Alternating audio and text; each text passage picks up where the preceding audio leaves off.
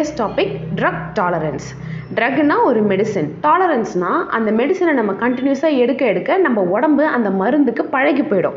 அதுதான் drug tolerance. இன்றைக்கி நம்ம என்னெல்லாம் பார்க்க போகிறோம்னா, ட்ரக் டாலரன்ஸ்னால் என்ன, types and its mechanism. Let us go one by one. So இந்த டெஃபினிஷன்ஸ்லாம் ஈஸியாக நான் புரிகிற மாதிரி சொல்கிறேன். இப்போ நீங்கள் ஒரு மெடிசன் எடுத்துக்கிறீங்க, கண்டினியூஸாக அந்த மெடிசன் எடுக்க நம்ம உடம்பு நேச்சுரலாக அந்த மருந்துக்கு பழகிடும். பழகிடுச்சுன்னா என்ன ஆகும், யூஸ்வலாக தேவைப்படுற டோஸை விட அதிகமாக டோஸ் தேவைப்பட்டுக்கிட்டே இருக்கும் பாடிக்கு. இது இன்னும் ஈஸியாக ஒரு எக்ஸாம்பிளோட நான் சொல்கிறேன். இப்போ நீங்கள் ஒரு காஃபி பர்சன் இல்லை டீ பர்சன் வச்சுக்கோங்களேன்.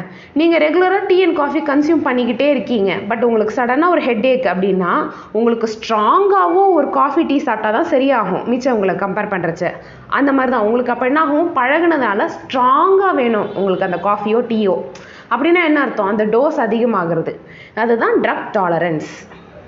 Types 2, natural, acquired.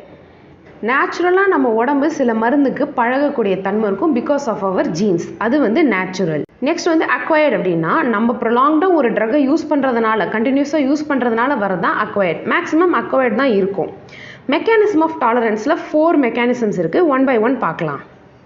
ஃபார்மகாலஜிக்கலாகவே நம்ம எல்லாருக்குமே தெரியும். ஃபார்மகோகைனடிக்ஸ் அப்படின்னா it deals with 4 things: absorption, distribution, metabolism, excretion.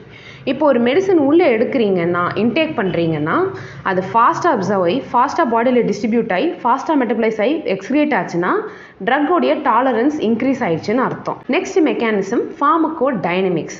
இப்போ ஒரு ட்ரக்கு பாடிக்குள்ளே போகணும்னா ரிசப்டார்ஸ் முக்கியம். ஸோ ஒன்று ரிசப்டார்ஸ் கம்மியாக இருக்கும், இல்லை அந்த ட்ரக்கு ரிசப்டாரோட பைண்ட் ஆகிற அளவு குறையும். ஸோ இது ரெண்டும் தான் ஒரு ட்ரக்கோடைய டாலரன்ஸுக்கு ரீசனாக இருக்கும். இந்த கிராஸ் டாலரன்ஸ் எதுலலாம் பார்க்கலான்னா, இந்த பார்பிச்சுரேட்ஸ் அண்ட் ஆன்டிபயோட்டிக்ஸில் பார்க்கலாம். ஒரே கிளாஸ் ஆஃப் ட்ரக்ஸ்லேருந்து யூஸ் பண்ணுறதுனால என்ன ஆகும்னா, அந்த கிளாஸ்லேருந்து என்ன ட்ரக்ஸ் கொடுத்தாலும் டாலரண்ட் ஆகிடுவாங்க. நிறைய டோஸ் தேவைப்படும் அந்த பேஷண்ட்டுக்கு. Last tachyphylaxis. So it occurs in pain killers. இப்போ ஒரு பேஷண்ட்டுக்கு கண்டினியூஸாக மார்ஃபின் போகுதுன்னு வச்சுக்கோங்களேன். 5 mgன்னு எக்ஸாம்பிள் எடுத்துக்கலாம். 5 mgக்கு அந்த பேஷண்ட் யூஸ் ஆகிட்டாங்கன்னா அவங்க பாடி பழகிடும். அதுக்கப்புறம் அவங்களுக்கு 10 mg 15 mg டோஸ் தேவைப்பட்டுக்கிட்டே இருக்கும்.